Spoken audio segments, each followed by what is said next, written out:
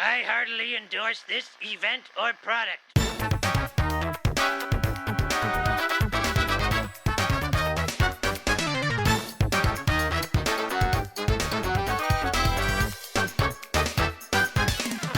Ahoy, hoy, everybody, and welcome to Talk to the Audience, where this is always death. I am one of your hosts, Bob Mackey, and I believe the 11th year of a show is when things really start to get good. And who is here with me today, as always? Currently mourning Marge Simpson. It's Henry Gilbert. Yes, R.I.P. to Marge. Rest in power. And yes, this is our community podcast. On this podcast, it comes out at the end of the month on Patreon, the beginning of the month on the free feed. And in this podcast, we talk about what's happening in the Simpsons world and in our world. And then we spend some time responding to your questions and comments from the most recent round of episodes. And things are happening in the Simpsons world, but we're kind of slowing down between the end of season 36 and the beginning of 37. Do I have those numbers correct? Yes.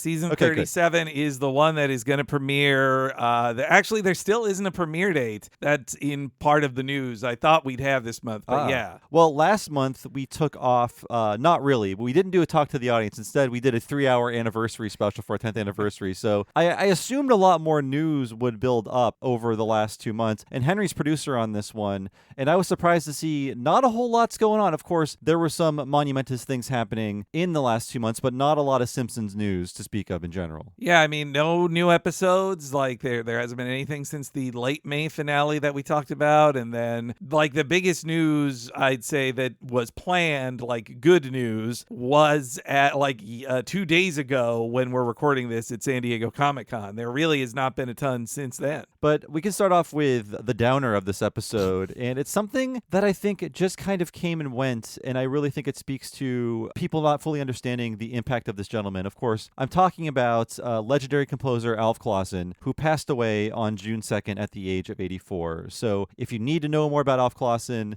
we've talked about him so much over the past 10 years, but he was major hire in season 2. He won 2 Emmys for the show, for his work on the show. He also wrote the Alf theme song. He did music for the critic. Hans Zimmer did the opening theme. Alf Clausen did the music throughout the show, and he was let go in season 28 over an alleged decline in quality, although there was a lawsuit filed by Alf Clausen. It was an age and disability discrimination case, but that was tossed out of court, or settled, I believe, in February 2022. Was it settled, or was it just stricken from the record? Yeah, you're out of order, Alf. You actually are old. I thought it was just dismissed. I had forgotten the next step of it, but in his obituary, they mentioned that it was initially dismissed on some grounds, but not all of them, and they were going to proceed the Alf Clausen side, and then February of 2022 is when Fox, Disney, ultimately just settled with him for an undisclosed amount. I see. And yes, Alf Clausen, very important to the show. I think what he added to the show, I don't think we're at a point to fully understand just how important Alf Clausen was, but there's a certain texture to The Simpsons. We've talked about this a lot since Alf left the show. And his music was part of that texture. Just the way the show hits you, the way it sounds and looks and feels, Alf Clausen was just like 30% of the entire Simpsons experience. And now that is gone, it's been gone for a while, and I really wish that they found someone to at least emulate his style, but they went in a different direction. And while they can still put together good songs for the show, I feel like the background music has really suffered to the point where it's often distractingly bad or just distractingly not there. Yeah. And that's when I miss Alf Clausen the most. Yeah, no, I think since they let him go, they rely a lot more on library music, or they just use the Hans Zimmer factory, which, Jim Brooks loves Hans Zimmer, and he's done a lot of good work for Gracie films and TV shows. But Hans Zimmer it's the Hans Zimmer company that's doing these things. They're not getting his full attention, nor do they have the budget to have full orchestration anymore. It's been a long time since that, really. Yeah, that really sinks to see that go, because that was another part of the Simpsons texture, the Simpsons just experience. You get the orchestrated music. It's a huge part of what made the show special. And of course, we're going to hear this later in the episode. Disney, the moths are flying out of their wallets. In fact, the entire studio is just so full of moths from all the open wallets that just have no money in them. They have to shut things down and kill all the moths. Then they can open up. It's like that's why they had to move off the Fox lot. It's because it was full of moths. That's why. Yeah. Nothing Disney makes is making money currently. I mean, look at how poorly Lilo and Stitch did. Oh wait, that just crossed the $1 billion mark. Never mind. They have a lot of money. They just don't want to spend it on these kind of things. Yeah, and Alf Clausen was part of that too, I think. Though it also did seem slightly personal on there definitely was like just bad blood, which is very, when the breakup happened, Alf Clausen was an old man, and like it was just sad to see this is how it ends. Like this is so, it's a sad part of these obituaries that should only be celebrating the great important work he had done for the series, and instead they all have to have like, and then of course in season 28, like they all have to recognize that. Yeah, I think Alf Clausen was kind of cursed with not writing the opening theme for the show, because that's what distracts everybody. Oh, Danny Elfman did the theme. Isn't that great? And then the music just fits so well with the visuals, you often aren't really thinking about it. But I feel like the benefit of our podcast is you will hear those audio cues isolated and you're not looking at the great animation, so you can really appreciate, oh, this sound alike is so great. Oh, this cue is so good. Oh, he came up with this original, very emotional tune. Like, for example, the final song over the credits where Homer is thinking about his mother who just left. That's a Alf Clausen original. It's not a song with lyrics. It's just a very stirring original piece, just fully sprung out of his brain. Yes, or another of my favorites of his is the medieval time style version at the end of Lisa's wedding. Like that's such a beautiful one too. And just how close he was able to get when they asked him to do a sound alike, to the point where I have to think very hard to remember the difference between the Cape Fear music and Alf Clausen's version of the Cape Fear music. Or the Hill Street Blues version from when Marge became a cop, too. Yeah. Those Simpsons soundtrack CDs from now 25 to 20 years ago are great just because they isolate those original compositions, especially the end music, the new takes on the Simpsons themes. And when we redid season 1 and 2 and really did them properly, that was when, listeners were kind of even goofing on us a little of like, all right, we know you hate the season 1 music, but the season 1 music was crummier. And then when he came on, I'm pretty sure it was the first Treehouse, it really did feel like night and day, or like everything got better then. Yeah, and it's just something that makes the new seasons feel off. And by new, I mean the past, I guess at this point, 8 years since he left. I guess so. Jeez. Just the fact that his music isn't there, it makes it seem like a different show. Like it's sort of like bit by bit, different elements of the show are being replaced. So it's not the thing I like. I can enjoy it for what it is, but losing Alf Clausen was a huge blow. To the point where I like to try to not think about it, because he is just as essential as one of the voice actors to me on The Simpsons. Absolutely, yeah. Well, and I think people talk about that term in shitification, like it is every old thing that was good, when it goes away, it doesn't get replaced with an equivalent current good thing, even if the good, and it's not that a good thing doesn't exist, it's that people who could pay for the good thing don't. Yes, absolutely. It's why when anything comes back, it just always looks worse, is cheaper. It might still be funny, but the resources are not given to it. But the resources are there. In fact, these companies are richer than ever because there's fewer and fewer of them.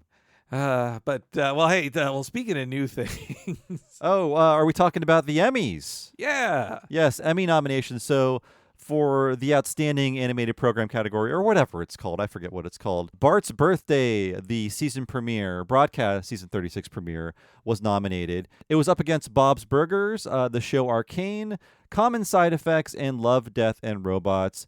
And Hank Azaria was nominated for the Outstanding Voiceover category for his work in Abe League of Their Mo. And I've actually not seen anything else that was nominated in this category outside of Bart's Birthday, but I have downloaded the Common Side Effects show, and I do hear it's very good. And also, it's a case of Mike Judge doing a voice on a show he didn't work on. So there's a Mike Judge voice in there. But I believe it's produced by the Mike Judge, Greg Daniels collab studio. I think so. I also heard very good things about Common Side Effects, but haven't given it time yet. And I watched the first episode of that Arcane show, and people do like it. It seemed like a good adventure series based on, the League of Legends video game, I believe. And then, Bob's Burgers a constant there, but surprising, and then Love, Death, and Robots, another one I don't really know. But the Rick and Morty had been a standard of these things, even like winning them. Not even like a nomination for Rick and Morty Morty, or I guess Common Side Effects is taking the Adult Swim section of this, though. Yep. I mean, it's more of a Max original than Adult Swim. It feels like Rick and Morty is now just an institution, and people are talking about is there a decline happening? I don't see that much excitement over new Rick and Morty. Actually, I don't really see a lot, and I feel like it really peaked with the Pickle Rick era in terms of enthusiasm. Like seasons 3 and 4, really. Did you know it just got a new spinoff announced of the president played by Keith David is getting a spinoff series? Yes, I did see that, and I was trying to think, well, I know I've heard him in the show, but maybe they did a lot more with him after I stopped watching, because he just seemed to be like a movie president kind of character. I've come in and out and watched occasional episodes in the last 6-7 years, but one of the last ones I remember regularly watching was 2018, and it was the finale of the season where the president is the main character, and it just felt so depressing to see their Obama parody guy in the context of the first Trump term. It made it not funny to me. I can see that. And I guess we could talk about some more recent TV stuff because it's related to stuff that we cover. Of course, King of the Hill, that goes live on August 4th, the new season of that. And then following that in September, I believe, we get both new Futurama season and a new Beavis and Butthead season. So basically everything that we like is coming out all within the span of 2 months. Yeah, that's right, man. You gotta finish watching all 10 episodes of King of the Hill before they drop that Futurama or Beavis and Butthead, whichever comes first, or maybe they're the same week even, I think. Yeah, I'm looking forward to everything, especially Beavis and Butthead. I know we talked to Lou Morton about that third season a very long time ago, and he's like, I don't know when it goes live. Maybe early 2025. It turns out, no, very late 2025, because I don't even want to get into it, but there's all that stuff with Paramount happening, which makes me think, maybe I don't want to support Paramount stuff. Maybe it's time for a little Steely. Beavis and Butthead would approve of you shoplifting their cartoon. Yeah. In fact, I think I have to shoplift it because I don't have cable.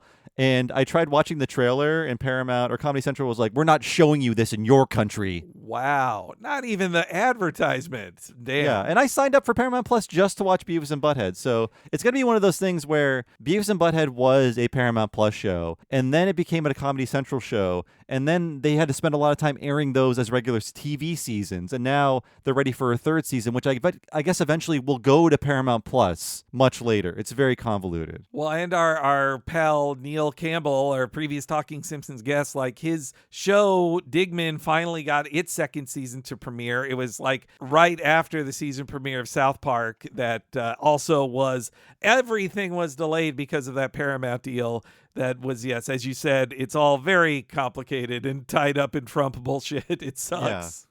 Does it involve giving Barry Weiss a lot of money? Well, it might. Yes. Okay. The rich child, the billionaire child who owns Skydance, who now owns Paramount, he really likes Barry Weiss and thinks that she and her free press are honest truth tellers that should be in charge of CBS News. I see. Well, I'm just going to PayPal Mike Judge, I think, $20 for this new season.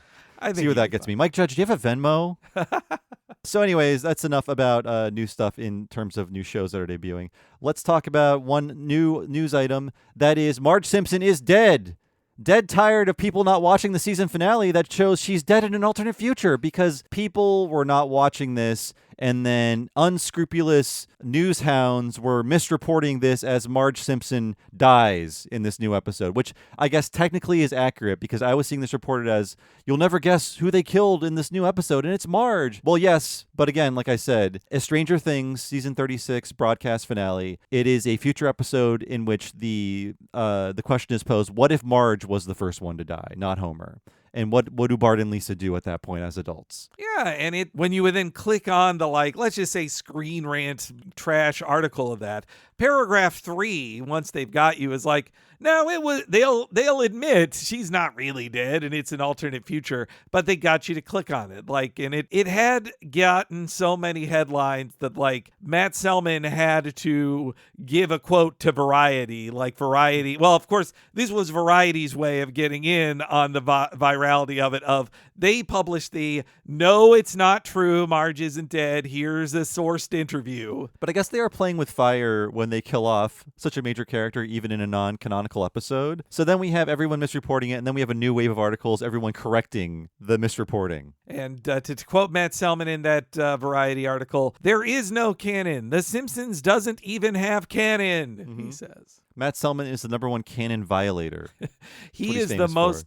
Yes, he is the greatest hater of canon. Yes. So Variety had a pretty good profile on Matt Groening, David Silverman, and Matt Selman from the Annecy Animation Festival. And this is definitely worth reading, but it does seem like three guys who are kind of tired of being asked the same question, so they're just being very playful. That's the vibe I got from this. Yeah, I mean, Matt Groening has, he is in full, like, Stan Lee in his 90s mode of just like, oh yeah, here's my story of creating that, here's my story of creating that. Like, they don't talk about current things, but I like them mentioning how at the Annecy Animation Festival, like, David Silverman is the biggest star there. Like, he's the most famous guy there. I will tell you, having met him in person, he's a recognizable guy. He's usually got a fun hat on. Oh, yeah. He's a great... Yeah, man, his top hat collection must be an impressive one in his home. But a good quote from Matt Selman from that article is, quote, "I wish we could do an original couch gag for every episode, but money is a little tighter than it used to be, and you can't cut a story short to add a couch gag." And I've talked about this on, I think, a future episode, but The Real Jims, who's been on our show, does a lot of great YouTube videos. He did a video documenting all of the couch gags. It looked like an incredible amount of work. So if you like what we do, you'll love what he does. And yes, there is a point in time in which they are basically phased out, or there's only just a few per season. They used to be a much bigger deal for the show. And yeah, I spit out my drink when I hear things are getting a little tight at Disney. Yes. This old place is just falling apart. No, it's like money's too tight for steak, and by steak I mean short stories.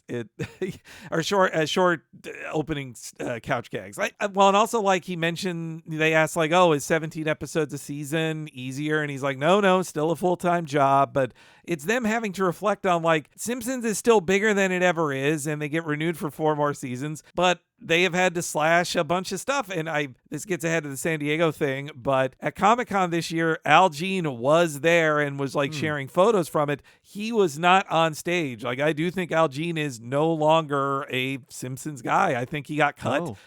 Not for professional reasons, but for budget stuff. Money reasons. Yeah, I guess we'll find out. There might be a news story. We might just not see his name listed in broadcast season 37. Production season 37's first episode. I imagine he works up through production 36.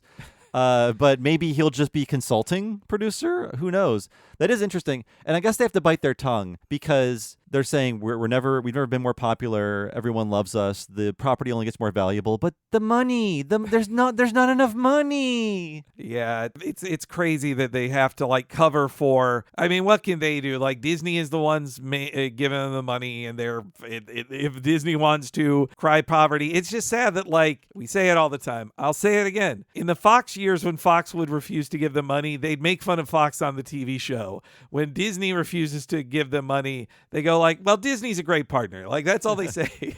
What can we do? They just don't have it. I say, like, stop refilming Avengers, what is it called? Doomsday for the 30th time? Yes. And just give some of this money to your TV shows, Disney. Isn't it great those new headlines have been coming out of Doomsday where they're like, I don't know if the movie has a script, like, says stars in movie. Yeah. It turns out, I think there's not going to be another Marvel movie for the next 18 months after Fantastic Four, right? Is that how it's really going to go down? There should be a Spider-Man in between, but Avengers Doomsday is now 18 months away. Yes. Yeah. And I know, I mean, it's going on like this on both sides, even DC, where it's taken fucking forever to get another Batman movie. It's Batman. Yes. I know Matt Reeves is going through personal stuff, and I understand that, but Jesus Christ, the next Batman is going to be literally 5 years after his reboot. Yes, I know. He'll be so much older. He's supposed to be the young Batman, and he's going to be like the 43-year-old Batman. Like, and this was after we got a whole season of the Penguin as well. Yeah, not interested in that, but I do want to see what he does more with that character. But yes, Disney running out of money. Yeah. So if you can, sign up for Disney Plus. They really need it. Maybe they can throw a little money The Simpsons way. Keep a few producers on. It's only the most watched thing on Disney Plus, we're always told, and yet no money for it. Oh, and also at Annecy, I wanted to mention that our previous Talking Simpsons guests, Rebecca Sugar and Ian Jones-Quartey, they finally announced they have a new series, a spin-off of Steven Universe, Lars of the Stars. It's wild to me that Rebecca Sugar and Ian Jones-Quartey went like 5 or 7 years without an actively announced in-production television show, but now they've got one. Yeah. It's been a very long time since Steven Universe and OKKO, Let's Be Heroes, went off the air. So it just seems like nobody wants to make or buy anything.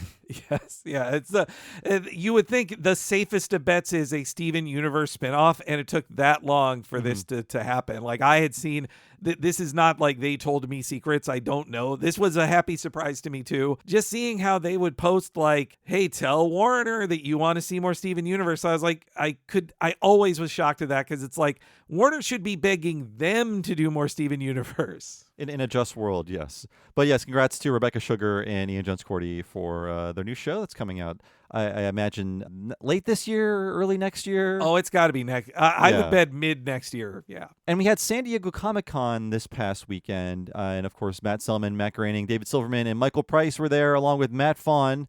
Is that how you say his name? I think it's Fawnin. Fawnin, thank you. They preview the new season, and upcoming guests include Albert Brooks and Michael Keaton. And The Onion's Stan Kelly will do a Treehouse couch gag, although there's only going to be one Treehouse this year. We were predicting they were going to double down on them like they have been doing. It's the most popular thing they do every year, but no, only one. And they are promising a Jaws meets the Blob sequence. Even though they've already done the Blob, they have not yet done a Jaws parody within Treehouse, as far as I know. Yeah, it's really weird, like Jaws and Blob. It also makes me think that's an Algene pitch, just because it's about ancient movies that have been over-parodied. Well, hey, Jaws turns 50 this year, so maybe this is the most appropriate time to do it. Oh, and that list of guest stars, I could have put like 30 more names on there, but read the Variety or Deadline things about like, oh, and it's also Danny Pudi and Domhnall Gleeson and blah, blah, blah. Like, there's a ton of other people, but the returning ones of Albert Brooks and Michael Keaton to me are the most interesting for longtime fans. And apparently the 800th episode is coming up soon. It will be double length, and they're promising big things. And Matt Groening mostly joking about the death of Donald Trump. And also, I had fun reading his quote about Elon Musk getting stranded on Mars and everyone cheering. Yes, that was... So clearly, some regret over that episode from like 10 years ago at this point. Yes, that Neil Campbell wrote. Then you can hear all about how that was not his pitch, and and his experience on it when we first had him on. But yeah, it was nice to see them openly mock Elon Musk, their former guest. They were not acting nice about it just because he had been on the show. And they also commented on the many annoying fake predicted it's like that. It really is a shitty thing now that like nobody even bothers to like pull a frame from an episode that has nothing to do with a fake prediction. It just is now hideous, ugly, obvious AI art of it. No, I respect the first wave of Simpsons predicted it way more than the second wave. Yes, I wanted to read Groening's quote. Quote, "The Simpsons predicts Elon Musk will be the first man to land on Mars. Amazingly, he will crash land on Mars, but he will radio back that he is marooned there forever. And most emotionally of all, he will be able to hear the cheering all the way." That's good. Yeah, Groening sounded like he was real spicy in that one, because he was also saying that like I'll predict that when you know who dies, they'll be dancing in the street, and he meant Trump. And he was telling people out there, younger people, delete Fox News from your parents' cable. Although that is a very 70-year-old man concern, because we all know gateway news is the gateway drug. Sorry, Fox News, not gateway news. Fox News is the gateway drug to going onto Facebook, going down those rabbit holes, getting way more radicalized. But I guess you got to start somewhere. Your parents probably now are like, Fox News is sold out. Like they're lying about it now. Yeah, I'm sure they think Fox News is woke. Yes, totally. And I think Groening, they also all came in and like dressed as Dr. Doom as a parody of the Dr. Doom reveal from last Comic-Con, and Matt Groening, I swear, was wearing a jacket to look like the Homer in the Bushes thing. It was like a green jacket that looked like shrubbery to me. I think they were all forced into those Dr. Doom costumes for a brand synergy, right? Yes. I think so. But yeah, not a lot of news happening this month, but we did want to remember Alf Clausen and talk about some upcoming things for The Simpsons and other shows that we enjoy. And now it's time to talk about what's happening in our world, and let's start with the schedule. We got some fun stuff coming up in the month of August, and we're going to start off with a new episode of What a Cartoon. We took last month off as we normally do. We're coming back this month for another visit to Superman the Animated Series, the episode The Late Mr. Kent, which is a lot of great superhero stuff and a lot of great film noir stuff, and shockingly dark for a Saturday morning cartoon. We had a lot of fun watching this. Yeah, it was a great one to return to, that an excuse to go back to Superman since the new movie came out, and it's one of the most beloved of the series, and also the most it does reflect real Superman comics, though it's not a direct adaptation, but it feels the most like a Batman the Animated Series episode. And then on top of that, amazing animation by Telecom Studios at TMS that you can always count on. And it's all to celebrate Superman, which I think most people think is a triumph for this summer. Well, after so many bad Superman movies where he murders people, it's nice to have one where Superman's like a good dude. And for our Patreons at patreon.com/Talking Simpsons, we have our typical miniseries episodes. First, Talking Futurama, Mobius Dick. It's exactly what it sounds like. It is a Moby Dick parody in space about Leela's obsession with hunting a space whale. Yeah, it was. That was a really good one, man. We've in both these cases we've been so productive. I have forgotten that we recorded these ones like a couple months ago now. It feels like. Yes, we're about to record October's Talking Futurama this week, so these are in the distant past. But I remember that Talking of the Hill for August, it's To Kill a Ladybird. This is the one where Bobby adopts a wild raccoon and Dale comes down with rabies. He doesn't really have rabies. He just is tripping on mushrooms, but still, it's Dale basically becoming the character we know, pushing him to the limit and pushing the performance by Johnny Hardwick to the limit as well. Yeah, it's a great parody. Well, not really parody, but kind of a tribute to like To Kill a Mockingbird or other like coming of age boy kills a pet type stories. And yeah, it was better than I remembered, especially thanks to Dale being insane. And we're going to end our Disney Summer of the Aughts with a look at Treasure Planet. That's for people on our $10 level. Of course, you get the entire What a Cartoon movie podcast, normally 5 to 6 hours long. If you're on the free feed or the $5 feed, you get the preview of the history of that episode. And I'm really looking forward to watching this because it's another one I have not seen. The mega bomb of this era, the one that really caused Disney to say, all right, we're shutting this all down and we're making everything CGI. Really curious to dig into this one. We're pre-prep right now, so we're just getting our feet wet in this world. But it was fun to look at Atlantis, too. They're both of the same kind of movie. Yeah, I'm interested to see what this one compares to Atlantis, and I just know it as like the gravestone of Disney 2D feature animation. Like, I mean, technically you could say they're still home on the range after this, I think, and then Princess and the Frog tries its best to bring it back, but this is usually treated in most like histories of the Disney Renaissance as the end. So yes, that's all happening on the free feed, and there's some Patreon stuff happening at patreon.com/Talking Simpsons. Please sign up there if you're not a member. There's so much great stuff happening, and you get to join the Discord. It's a lot of fun. And now it's time to talk about what we've been playing and watching that's not necessarily related to our normal cartoon discussions. And as for me, I've been very busy over these past 2 months playing a lot of video games. I wanted to call out a few of them because I have finished, in big scare quotes, the video game The 100 Line Last Defense Academy. Now, I mentioned playing the demo of this, I think, back in April.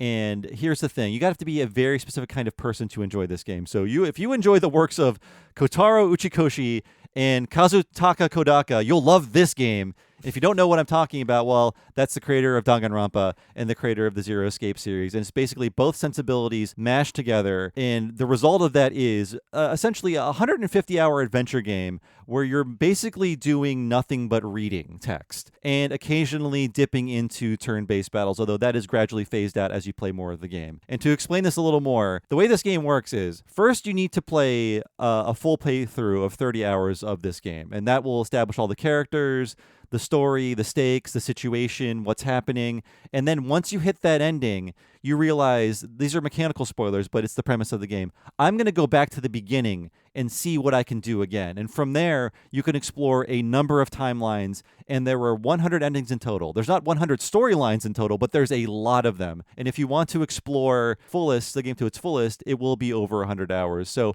I played through that first 30 hours, and then I found another timeline to play through that took me like another 20 hours. So I have 50 hours and I think 8 total endings out of 100. And over the years, I will keep going back to this game and getting more stories out of it. But it is, I feel like people should not be playing this to scrape every bit of content out of it in one sitting. You will drive yourself crazy, but just the sheer amount of things that are sitting there waiting for you if you want to leave it on the shelf for a little bit and come back to it is astounding. Man, I'm surprised to hear that turn-based stuff gets phased out over to, or you just do less of it. I did purchase it to support the studio because it sounded like the studio really was like, please buy it now, don't wait, to help us continue existing. So it's been sitting on my Switch and then my Switch 2 for a few months now, but I haven't turned it on just yet.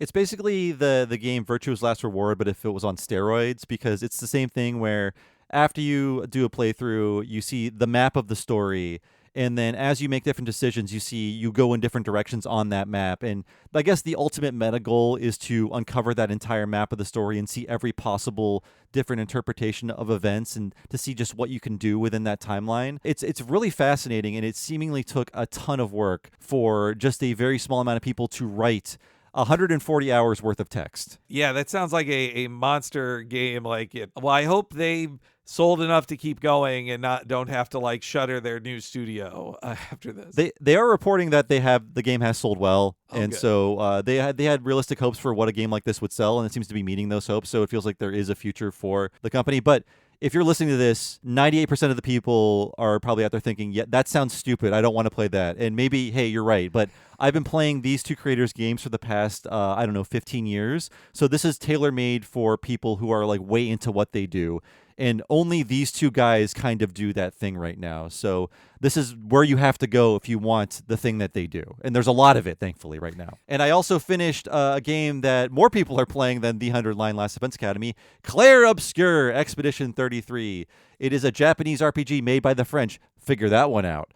But it's also a very good role-playing game that I'm not as head over heels for as a lot of people, but I had a really good time. And 30 goddamn hours, you are out. You could make this into a 50 or 60-hour game. I chose not to because the game, it's mostly dungeon crawling. It's mostly battles. You don't go to a lot of towns. It's all about like building your characters, tailoring them to these turn-based battles, and then learning how the enemies move in battle to parry and do these quick-time events to battle effectively. And a lot of the game is going through dungeons and with very, very little story points in between. Now, when you get to the point of no return, that's when the world opens up and the game tells you, hey guys, if you want to spend 20 more hours here, or perhaps 30, we've made a lot of stuff for you to do. And I was like, no, that's okay. I'm going to go right to the final boss. And I did, and I beat the game, and I'm like, well, that was fun.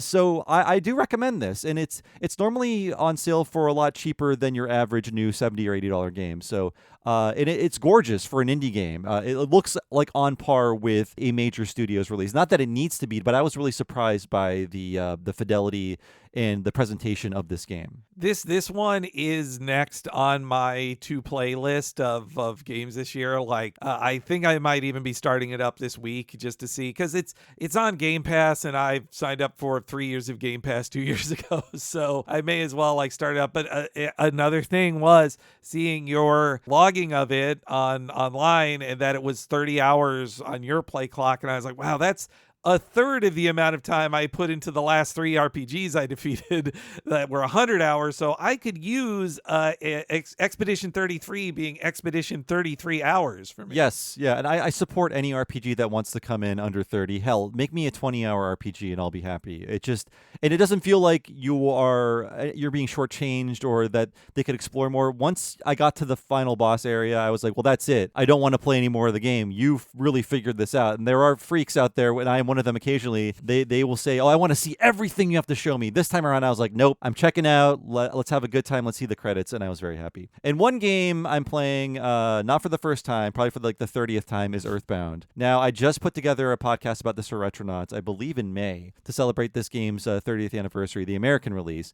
And I honestly have not played through Earthbound since 2005. So this is my first playthrough of the game in 20 years. It's a game I have played, like I said, over and over and over again. I know it so well, but it's nice to return with fresh eyes now that I'm a little older And I'm also playing through while reading two Fangamer publications. One is the very nice Legends of Localization book that goes through like town by town, NPC by NPC, just how the game is different in Japanese and what they did to localize it and all the work that went into it. It's given me another level of appreciation for that game. And then Fangamer also kickstarted this essentially a spiritual sequel to the Player's Guide that shipped with Earthbound. And I've been using that as like a supplement for when I'm done playing. I'm going to read the chapters that covered the area I was in, and that's been fun too. So I'm trying to have like the best fully fleshed out Earthbound experience for my first return to this game in 20 years, and it's been great. And as I'm playing through this game, the company that owns the rights to Earthbound, they're now releasing actual figures. Like basically they scanned the clay models that you see in all the marketing and guides and stuff for Earthbound, and they turned those into actual figures. They're very expensive, but they got me at the right time, and I ordered the whole set of 5 of them. Oh, nice. So I'll be looking forward to those showing up in the future. So I'm having a really Earthboundy summer. That's it can go with your other Earthbound stuff in the background there. I always like when we have a guest on and they can see in your video screen your original box of Earthbound with the other Earthbound characters next to it. It's the one big vintage video game thing I held on to. And I know you went to like some pop-up shop in Japan. I never actually saw what you got from there. I got a couple magnets and also this Mother notebook I use from time to time. Mm-hmm. This one here, cool. The magnets are on the fridge, but yeah, it was in the Shibuya Parco building, which is like a upscale mall basically. On the top floor is a Hobonichi shop normally. But when I happened to be there, it had become New Porco City because it's Parco, but now it's Porco as the joke. And they were selling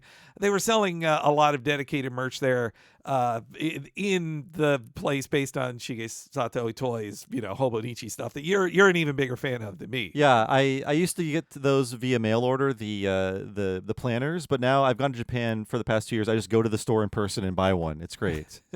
I guess that's it was really cool to see but I am a casual Earthbound fan. Like you're a hardcore. This is also making me feel like I want to give that. I haven't played it in a very long time. I need to give it another shot. It's still great. It's not just nostalgia. The game is very well made. And because I tended to play it in the summer, I was getting a real sense memory because I started going to a local pool in Vancouver. And the pool is very chlorinated because everyone's in there using it. And just I reek of chlorine for days after I'm in it. And I'm playing Earthbound at night. I'm smelling the chlorine coming off my skin. I'm transported back to Ohio. Like I just went swimming in our backyard. I'm going in to play Earthbound. It's like very, very powerful. So I'm having these very strong emotions now playing Earthbound as an old man. Well, that's a magical scent enhancement you've got there. Mm-hmm. So in terms of watching stuff, I have a few things to bring up, and a few of these are things that Henry watched. Now I've watched like 40 movies since our last talk to the audience, so I can't mention them all. But I know Henry and I both watched the movie I Like Movies, a very great Canadian, let's call it a dramedy. I don't know what to call it, but it was still very good. And you look at this movie, you look at the cover, and you're thinking, okay, I get what this is. It's like Clerks, right? And it's all about, movies bring us together. We're all misfits, but we all like the same movies. It's like, no, it's about how you're an annoying little shit as a teenager, and you use your hobbies to have some kind of control over your life that's spiraling into nothingness. And those hobbies push everyone else away. And it's about how liking movies can be bad, which was brilliant. I'm not giving any spoilers, but that was a brilliant angle on this. I thought it was going to be like, cutesy indie comedy, like, oh my God, you love Truffaut, I love Truffaut, let's hang out. Yes, I gave it a watch when I saw. I think our pal on Letterboxd, Will Sloan, he maybe logged it first. So I think he also knows the director, but he logged it with a very positive review. Then you and Nina also did. And then it's on Prime Video, so I just downloaded it and watched it on a flight I took recently. And I mean, yeah, it fucked me up. Like I was like, oh yeah, I saw many things that were familiar to me, not just in working at a thing that's like Blockbuster, but seriously, Bob, I can tell you everything they kept doing in it. I was like, I did this thing working at Blockbuster. Like the way they were logging the returns, I was like, yep, that's what you do. Somebody will say, you need to get on the second person, get on the cash register. It's like, no, they have to log the returns. They can't do that.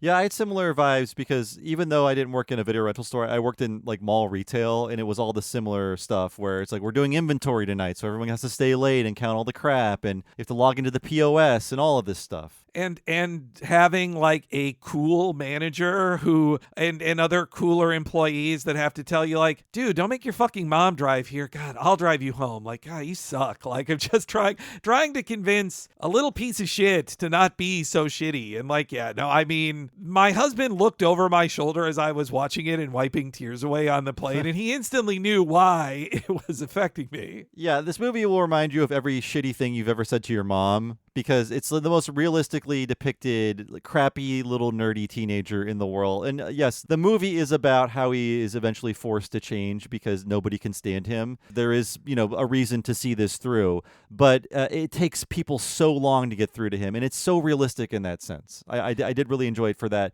It just like it's showing the ugly side of being a teenager, because there's so many movies that are like, oh, the outcasts, they're the cool ones. They're the ones who've got heart. But it's like, no, some outcasts are little shitty assholes. Yes, I love how it starts with Outcast Night, and they're like little home video. Like, then the main character, he pops up and says like, oh, well, yeah, well, you guys are out having fun and getting high and having sex. We're doing Outcast Night.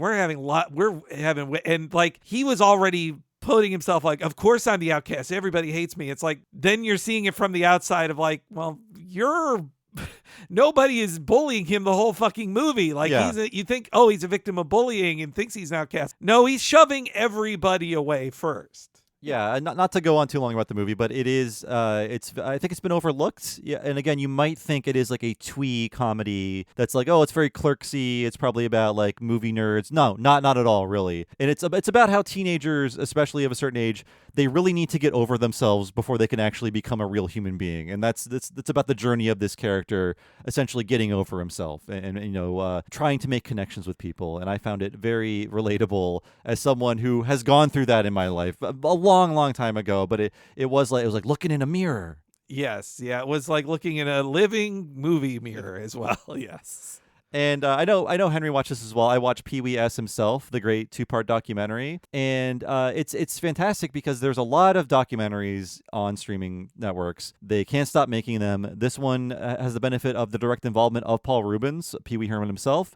He's not only on camera, his relationship with the documentarian is a big part of the documentary, but without all of his archival materials, this documentary would not be what it is. There is so much behind the scenes material, so many clips of him appearing as Pee-wee and other characters on all these old TV shows, all this behind the scenes stuff. My only negative point about this is that at some point it becomes like a Pee-wee's Playhouse clip show, and I feel like, well, there are ways to watch these episodes that I don't think we needed to see all of these clips, but it was still enjoyable. That's just where it kind of lost me for a little bit, and I thought the end was very, very touching. And it really showed you just how much these tragedies messed him up, that it was affecting the making of this documentary like 30 years since the last scandal, or like 20 years since the last scandal. And, in a lot of these types of movies, they could have soft pedaled what those scandals were and just like say like, well, that was in the past and he's innocent now. But like, I think they engaged with it more than people would have been fine if they didn't engage with it as much. But I also see it as Rubens, his way of saying like, I don't have anything to hide on this. I am not guilty, what people were charging me of. Yeah, it gives you a really full picture of the man, as much as he will allow, because he's very guarded. He did not want people to know that Pee-wee wasn't a character for a very long time. He didn't want to make appearances as Paul Rubens. And even with the scandals, he doesn't say, yes, I was doing this, and I know I wasn't supposed to. There's nothing, he just resoundingly says, no, that wasn't happening. So he is just so private, he does not even want to get into, well, here's what was actually happening. And then when we get to the second scandal, I don't want to spoil anything. It was in the news in 2001, but I don't want to give you spoilers for the documentary. It feels like he is not even willing to broach that. He's not saying, okay, this is what happened. Instead, people that were working on the case with him are telling you what happened. He's not giving his explanation because I think he's still so mortified of being seen in that light. And I really liked seeing it seemed like from his personal archives, which he had so much of, that at his personal archives, the footage of his pre-Groundlings, like honestly, like avant-garde queer cinema or like indie film stuff that he wanted. He seemingly like had a drag persona or several drag personas, like, and Pee-wee is a drag persona too, like you could say. But yeah. And you learn about a lot of the people he worked with, especially Phil Hartman, and it just reminds you how essential Phil Hartman was to the Pee-wee character, to the Pee-wee Playhouse, the creation of the idea. And you see that Paul Rubens, he seems like a very fun guy, but also like very driven and willing to hold big grudges. And he seems like he pushed a lot of people out of his life because he would just had to be in the spotlight as this character, and nothing could keep him out of it. I had never seen, there's a Howard Stern interview with Phil Hartman that's clipped in the movie that I'd not seen before. That was a bit of a bummer of just like, oh yeah, I guess they really did not, they ended on poor turn. Like I doubt they made up before Phil Hartman's passing. Yeah, it didn't seem like it. So Pee-wee as himself, good documentary. And an animated movie that I watched last month, or maybe it was June, was the movie On Gaku, Our Sound. It's a animated movie made by one guy in Japan. It took him a very long time. It is charming, but the fact that one guy made it also lends to some qualities that make it less interesting than it could be, because obviously the manpower isn't there to make a full animated movie. But essentially the story is, what if 3 juvenile delinquents have their own band? They just decide one day, we want to start a band, and what ensues from there. It was very charming.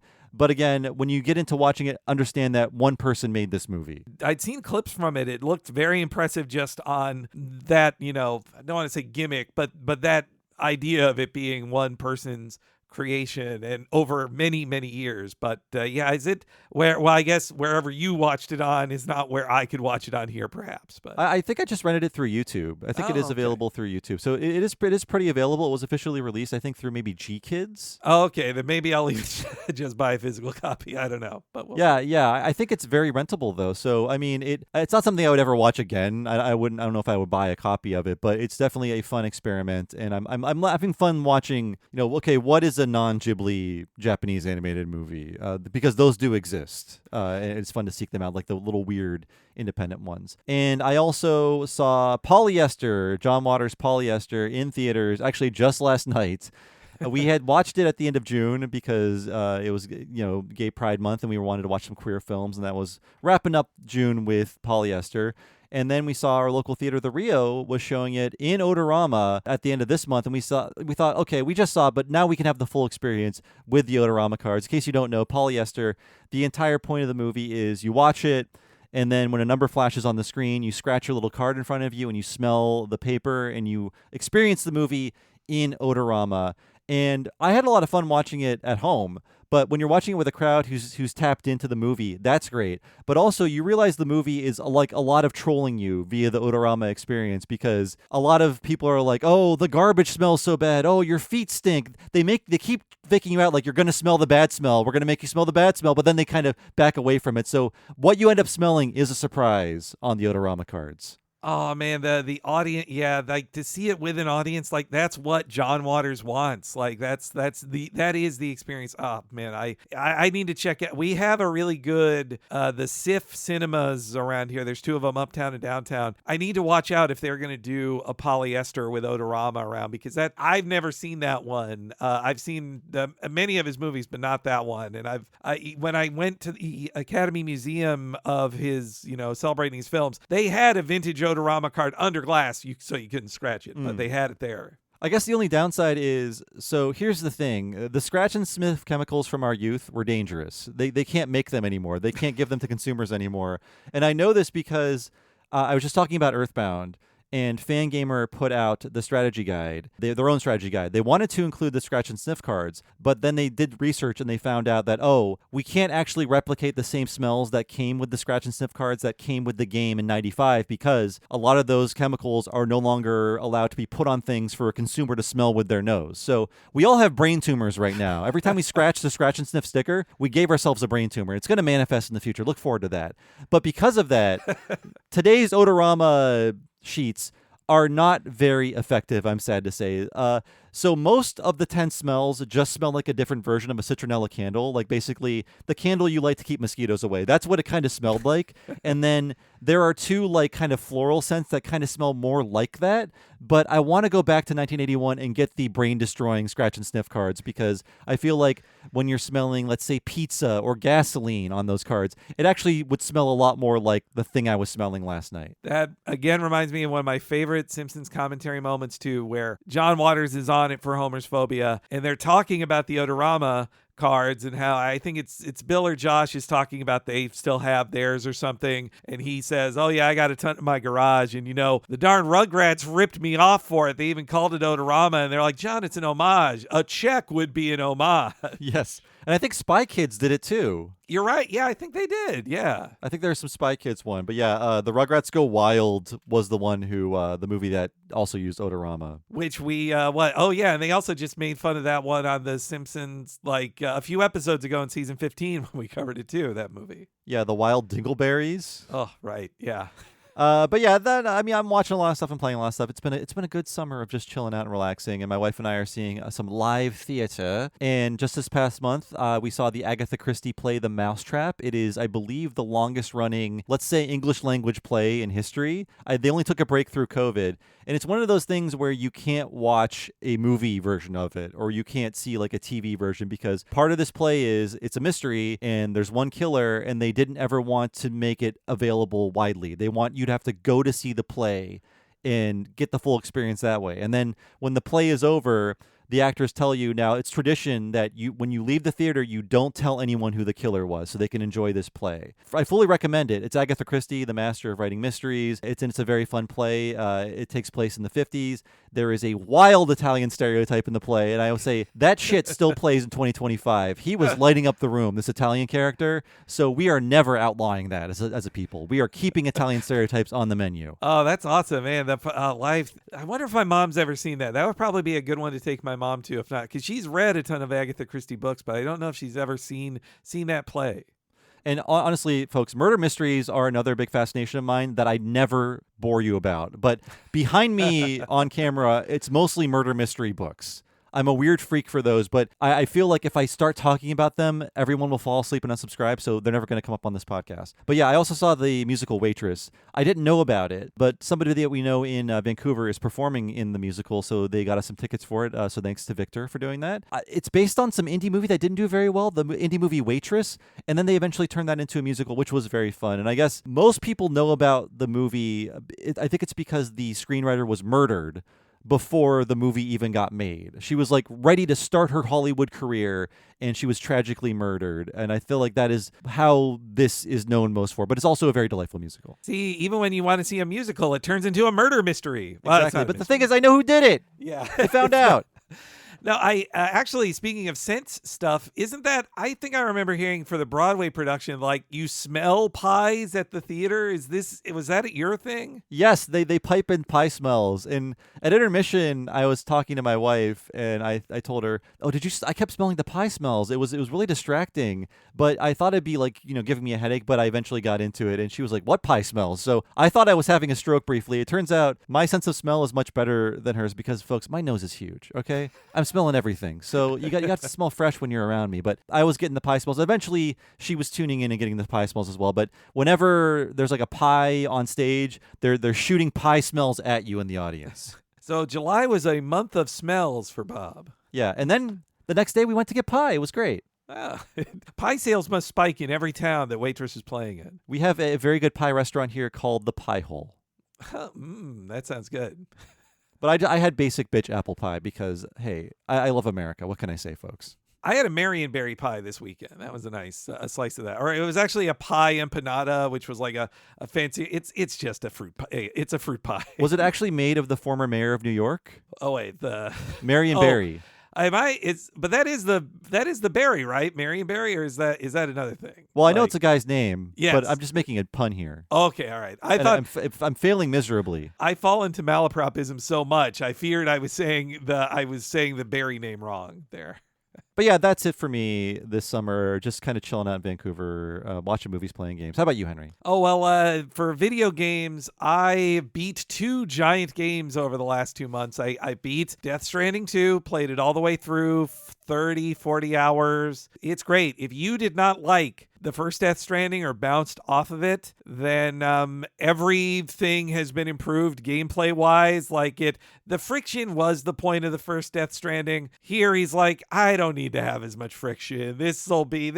Or I just got so used to finishing Death Stranding this year, that 2 felt easy to me because I was just in the groove. I don't know. Yeah, it looks great. People are really raving about it. I'm gearing up towards playing the first one because I've had the PC version for a very long time. Actually, I played a bit of it on PS4, but it made my PS4 too loud, and that's why I bounced off, because it was a really taxing game on the original hardware. And then it's been in the back of my mind, like there's a Kojima game and I haven't played it, and I know this will probably be on PC by early next year. So I want to play Death Stranding 1, and I know what I'm in for, and I'm looking forward to it. If you're not going to play the first Death Stranding, then you need to watch a YouTube video on what happened in the first one, or the game has an all right, previously on kind of slideshow, but 2 really counts on you having known what happened in the first game and plays off it, like every Kojima game. I think also, too, Hideo Kojima, the creator of it, he's always at his best when he's on a sequel that can call back endlessly to other stuff, and boy, there's some callbacks. Also, excellent soundtrack. Now, I'm a little worried about Death Stranding 1 and 2, because here's the thing. Metal Gear Solid Delta, the remake of 3, comes out at the end of August. And I know, based on tweets, that Chapo Trap House is about to launch a Metal Gear Solid podcast miniseries with Felix Biederman and I think Brendan James. And I do want to replay 1 and 2 before Delta. I don't want to be Kojima'd out by the time Metal Gear Solid Delta comes out. So I don't know if I should make August the month of Kojima for myself. Boy, that's a lot. I mean, a little goes a long way with him, I'd say, too. And I have not replayed Metal Gear Solid 1 since like the early aughts. It's been a very long time. The last time I played through it all the way was, I think, I played through Twin Snakes, and then I think after that is when I got a Bleemcast and played it on the Dreamcast, the first one.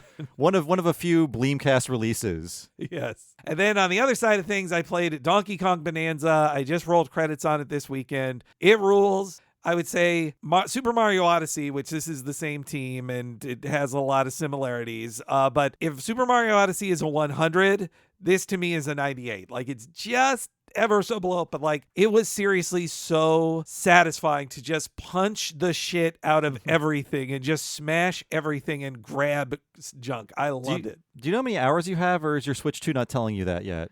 Oh, I think, I should check. I'm going to say 20 hours, and I collected, just to give people a number, like, my banana count was at like 410 after 20-something hours. I've been playing a little bit of that. Honestly, because it came out while I was playing Clair Obscur and Earthbound, I was splitting my time between all of them. But whenever one of these Mario team game comes out, I know it's a smaller game compared to some of the bigger games that are out there. So I really savor it. So I only play like an hour at a time. And 1 week out from release, I just got to Pauline. So that's where I am in the game. Okay. But still, that's like, for me, that's 5 hours in. I've still played a big chunk of it. But I know there's a lot more left, a lot more to discover. Thankfully, I have not been spoiled on anything yet. But I'm really liking it. It does feel like Mario Odyssey with a lot of like Breath of the Wild, Tears of the Kingdom stuff in it, in terms of like, oh, do you like climbing? Well, what if you could just climb forever? And we're going to build a lot of the levels and gameplay mechanics around climbing forever. Not just digging, but like you want to go up there, just crawl up there. Donkey Kong will not get tired. And it's like voxel smashing like you see in Minecraft and Minecraft-alikes, except they don't expect you to build shit. They're just like, no, like smash everything. Maybe there's another thing in there. Keep breaking it. You'll find it. The only real downside is the camera can be freaking crazy in that game, but I honestly can't think of any kind of solution because you just have to plow through all the geometry, and I'm thinking, well, where's a safe place for this camera to go? I feel like Nintendo is just throwing up their hands like, okay, as long as you know where he is, kind of, that's enough of visual information to get you through this level sometimes. Yeah, no, I mean, I eventually got pretty used to it. I mean, yeah, like you said, though, if it's going to have almost all of the environments being destructible, then the camera can only do so much with where you're going to be. Yeah. And in general, just enjoying the Switch too. But this was like the Bonanza is what should have been the launch game. This is the launch of Switch 2 now. Yes, I've really been enjoying the Switch 2. I've actually never played it handheld yet, but I love how it looks on my 4K TV. It's got HDR this time. Looks phenomenal. I've been enjoying Donkey Kong. And I feel like we need to have a formal discussion about Mario Kart World because everybody was excited about that game, and then when it came out, everyone acted like they were sitting through church until Donkey Kong released. I had a good the bloom fell off it quickly. I had a good week or two with it, and I think the things that were good about Mario Kart 8 are still like there in that there's really the music. I love the music. The music. There's never been a better soundtrack because it's just all your favorite music remixed, and it sounds amazing. But here's the thing. Now, Nintendo is doing this. Every game is Breath of the Wild kind of setup for their series because Breath of the Wild, very successful. Mario Odyssey, kind of like Breath of the Wild in that there's like a billion little mini challenges. You're collecting a billion little mini things, and you can just like knock out a few of them every gameplay session and feel satisfied. They're trying to do the same thing with Mario Kart World, but it was a complete misfire, and I had nothing but the highest hopes for this open world for the game, and that's the biggest downside because I feel like with the way the open world is designed, it naturally makes the tracks less interesting because they all have to fit into one contiguous space. So you can't get the crazy tracks you would get in Mario Kart 8 when they just could exist in their own vacuums. Now, there are some cool things that are done with the contiguous world, but I feel like ultimately it is all for the sake of this open world gameplay that you're just like sitting down and you're finding the fun. You're like, all right, where's the fun? Let's track it down. Instead of you're playing Donkey Kong, you're playing Mario, you're playing Zelda. There's fun things all around you. You're not having to try that hard to find the challenges. No, I think that was when Mario Kart World started to really downfall for me because I rolled credits on it, which is like I beat the last race. Like is it spoilers to say the last race in Mario Kart is probably what you think it is? It's Rainbow Road, and if that surprised you, I'm going to arrest you. I'm going to call the cops. But so I beat that, and then the credits rolled, and then I was like, you know what? Now it's time to really unlock some more costumes in open world. And like open world did feel like a chore. Like I drove up to a challenge as Wario, and I was like. And after I redid it like twice, I was like, man, this sucks. I was not having a good time. Yeah, I did all of the tracks on 100cc, and I thought, okay, that was fun. Maybe I'll do 150, but first I want to check out this open world. And just like you, I was like, all right, where's the fun? There's some fun. And then I did a challenge, and I thought, okay, now what? Do another one? Sure. And then I'm like, well, what does this do? What is this doing for me? Am I building towards anything? No, you're getting stickers. Yeah. Where do the stickers go? Well, somewhere on your car or bike, you often can't see them. They're very, very small. If these were like big cosmetic changes you were opening up, I could see this being an incentive to explore more of the open world. But you don't really get anything substantial for doing these challenges outside of the fun you're having from participating in a video game. But I need a bigger motivator than that. Like I need some sort of like the carrot and stick thing. Like where's the carrot? How I did have a good time, not enough to keep going back to it all the time, but for the first couple weeks, I was having a good time with the online, basically their version of Battle Royale mode of the 24-player one. I like that. I did like that. I was expecting something more like Burnout Paradise where you're in that game. Immediately there's like a million things around you to do, like depending on like, okay, I want to race, I want to break billboards, I want to play them over, you're crashing people into the buildings. But in Mario Kart you're like, let me look at my map, where do I go now? Oh, I'll drive to this P-switch now. Oh, this challenge sucks. All right, where else do it just felt like too much work to find the fun for me. In both those games, Donkey Kong Bonanza and Mario Kart, I really do love Donkey Kong's new redesign. Like he is so funny looking every time I look at him. And it's also just nice in Donkey Kong Bonanza. They just get to do funny things and they're not worried about, it doesn't feel like they're worried about brands or anything. Yeah, Mario can be often too safe as a character. Donkey Kong can go wild. Be a little grosser, a little sillier. And then as for watching stuff, yes, I saw several of the things Bob saw, but I also, yes, it was a big month for superhero movies, so quick stuff on Superman. I thought it was pretty good. I thought it was a nice start to the James Gunn era of superhero movies at DC, though technically that sort of started 3 or 4 years ago. But the biggest negative I felt on it, and I still liked it, but it feels like you're coming into the middle of a story. Like this feels like the second Superman movie out of a series of Superman films. Yeah, that can have its downsides. I did hear, I mean, I'm not personally interested in this. It's not for me. That's fine. I'm glad people are enjoying it. It does feel like one of those movies that's made to set up other things. And I know that's the model, but I thoroughly reject that idea for a movie. I don't need to like be part of a plan. I'm not like buying in. I'm not investing in like an opportunity, a franchise. I just want a full story that's satisfying. Maybe give me a stinger that will show me something new. But it feels like there's so much built in here that's like, oh wait until you see this. Yeah, I mean, there are literally a dozen characters in it that are just like, oh, I know where that roadmap goes, or I have a feeling where this one goes. Some of them get to exist as their own. Well, they get to be cool, and you in the context of the film, if you don't know, like I do like Mr. Terrific and the Green Lantern Guy Gardner. Those are two of my favorite DC characters from comics. So seeing them do their thing in the way that feels legitimate to them, I think is well done. Now, is Nathan Fillion maybe too old to be Guy Gardner? I don't want to be ageist, but he should be playing this in his 40s or late 30s, I think. I see. Yeah, I mean, at least for men, it doesn't really matter, unfortunately. That is true. Yeah, I just watched I watched Game Night, which was a fun comedy. I wasn't expecting much from it, but it was good. But Jason Bateman is kind of like playing a millennial, and I'm like, wow, dude, you're way too old for this. Yeah, I'm still in this point from Scott Aukerman, but he was saying this about how romantic comedies now, it's still the people who are in romantic comedies in the 90s. So it's like people who are like pushing 60, like Owen Wilson, who are still having these like romantic misadventures, and it's like, oh, it's kind of, you should have your shit together more now for a rom-com. And usually the women are the women younger, or are the women still the same women from the 90s romantic comedies? Well, if it's a Jennifer Lopez one, it's usually the same woman. Yeah.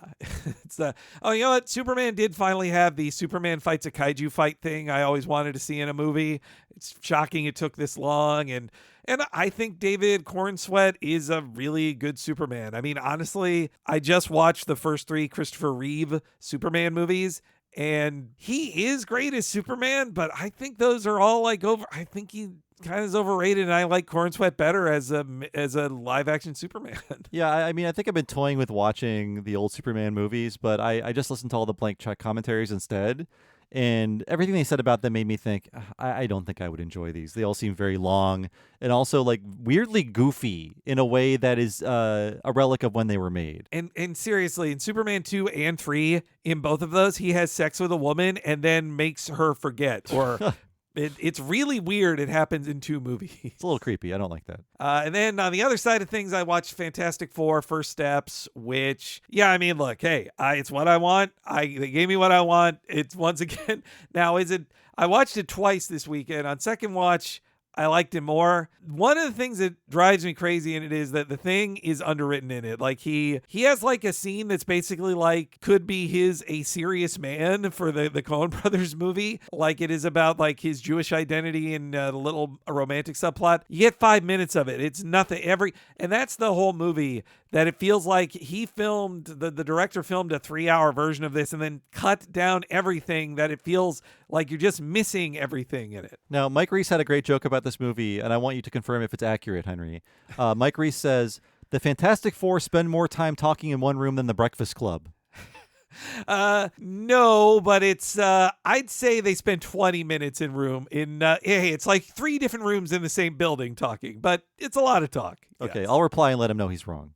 It's when it's finally time to fight a giant Galactus, it happens, and Ineson, the man playing the Galactus, rules. Like he's great as it. It also, just like I always want to see Superman fight a giant kaiju monster, I always wanted to see a giant Galactus fight through Manhattan.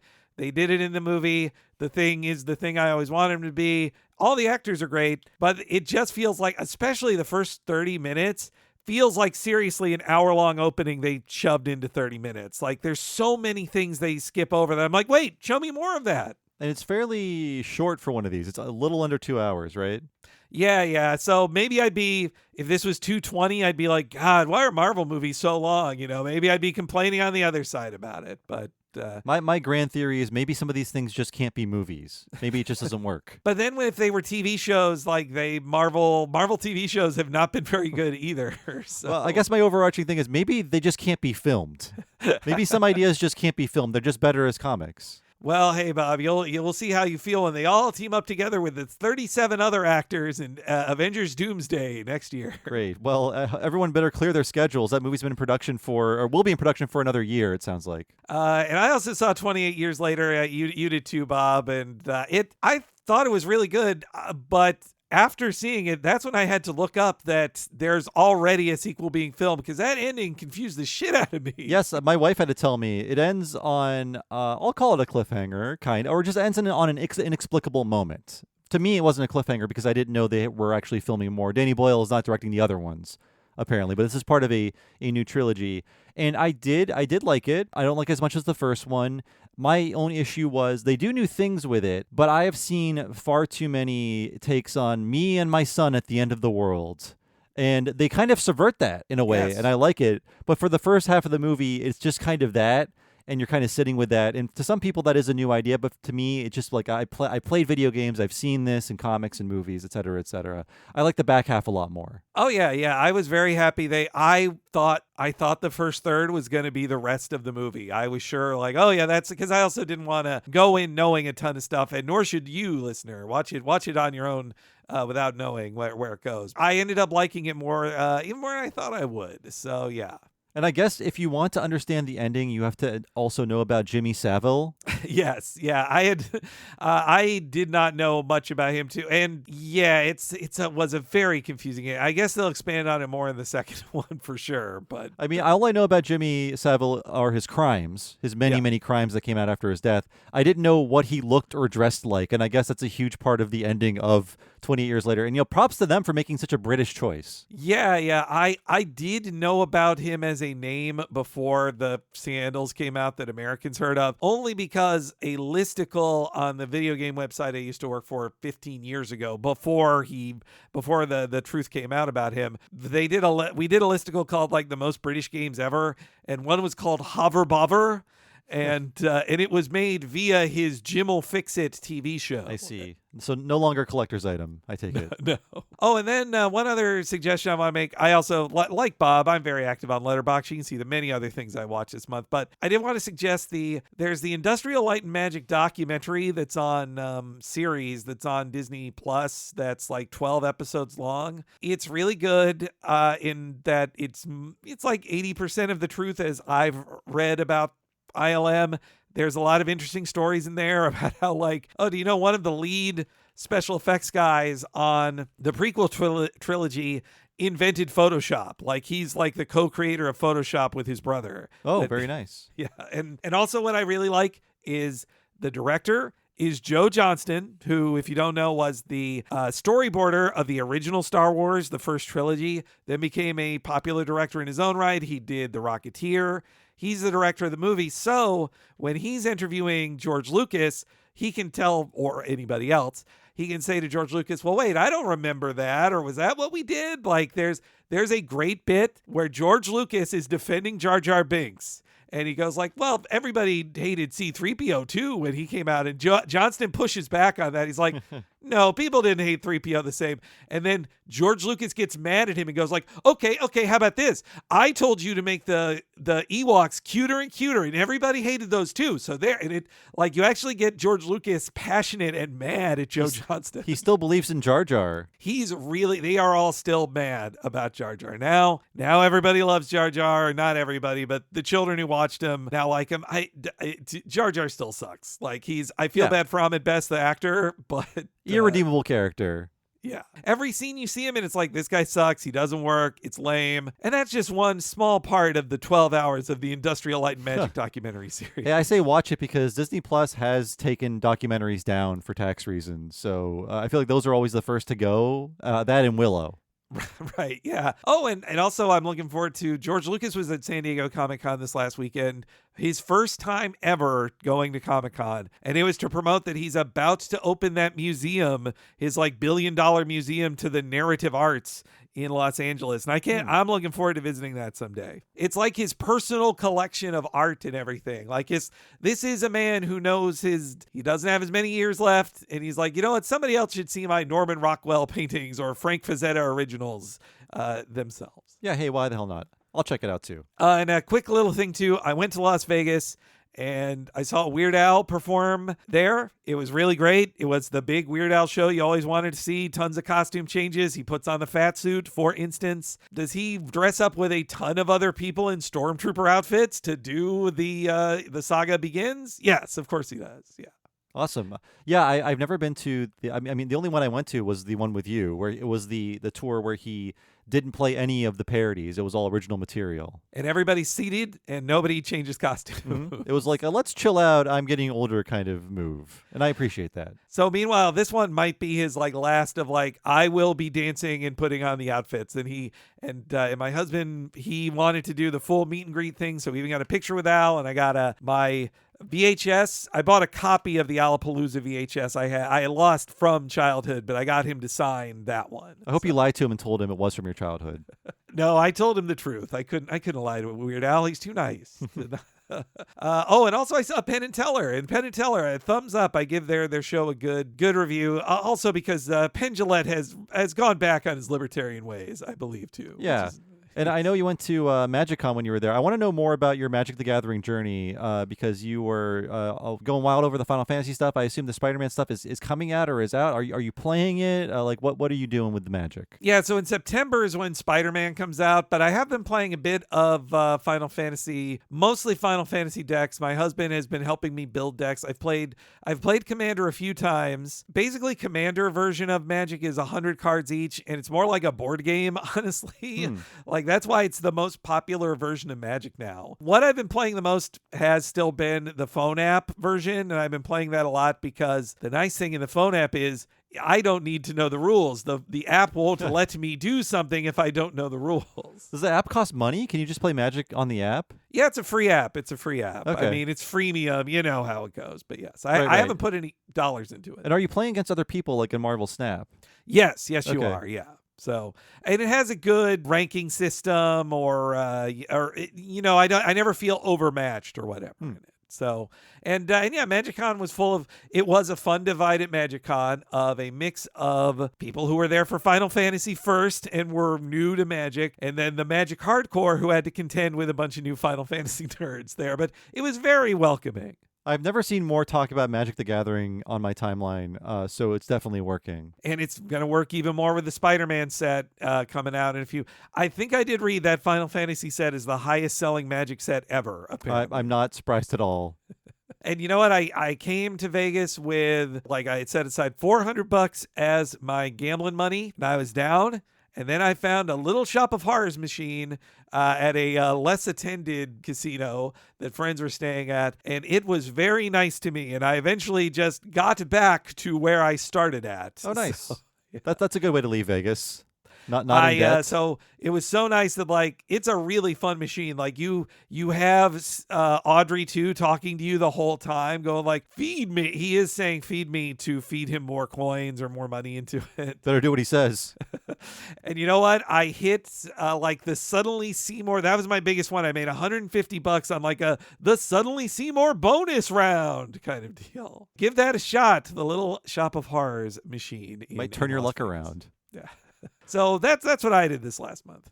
And now we're going to cover some questions and comments left on the episodes. And before we do, just a little comment up front from us. We celebrated our 10th anniversary last month. We put together a 3-hour anniversary podcast, so please check that out. If you haven't heard it, we cover our history with the show, reflect on some memories, talk about the past, the present, the future. It's been a lot of fun. And after we put that out, we got a ton of amazing comments from people, and we really appreciate all of those. I love seeing all of those roll in. Very touching as we, again, roll into the 11th year of this podcast. It's nice to feel like there's still more to talk about. There's more to do. I'm still motivated, and it's all because everyone out there being so kind to us and staying on board. I really appreciate that. Yeah, I loved all the great comments of people who have been with us since the very first one, to people who like came on during the lockdown, or even like the most recent signups. Like there were so many very nice comments on the Patreon for it, and including lots of nice chat about our new music from Miles Morkrey. So thanks very much to all of those comments there too.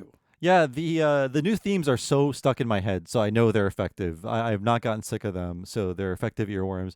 And I guess one thing I wanted to point out was I feel like some people were overthinking one of the few things we said on the podcast about our schedule. We were talking about how we noticed like anime doesn't make us a lot of money in terms of subscribers. People will tune out for anime, and that Disney in those kind of movies and shows bring us more. That doesn't mean that we're never going to do anime. In fact, we're talking about our next What a Cartoon that's going to be an anime series.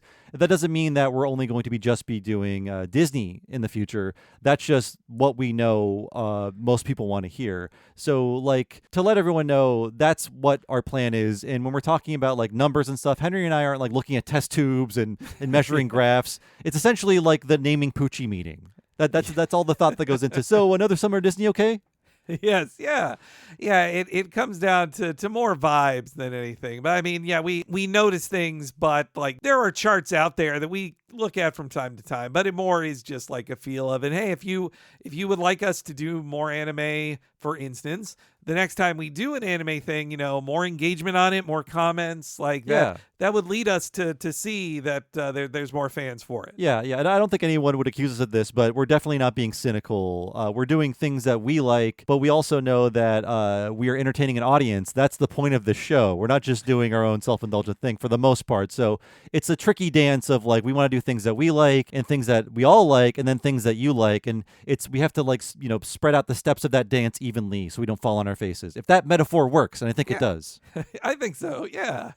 But anyways, I just saw some discussion about that, and maybe people thought that we were overthinking the stats and everything. But no, it's more like we fall into the groove of a summer of these really popular movies works well for us, and then like only a few anime things a year until we notice more traction on that, because I feel like our audience is of a certain mindset, of a certain age group, and they're not always completely on board with anime. If we get more people on board that are, then we'll do more anime. I think that's basically it. Absolutely. And now let's talk about our questions and comments for the month's episodes, and we're going to start with Homer Loves Flanders. And Andrew Taylor says, growing up, there were smaller golf courses near us where every hole was par 3, and some only had 9 holes instead of the standard 18, so one could conceivably be called a pitch and putt, since you could use only a pitching wedge and a putter.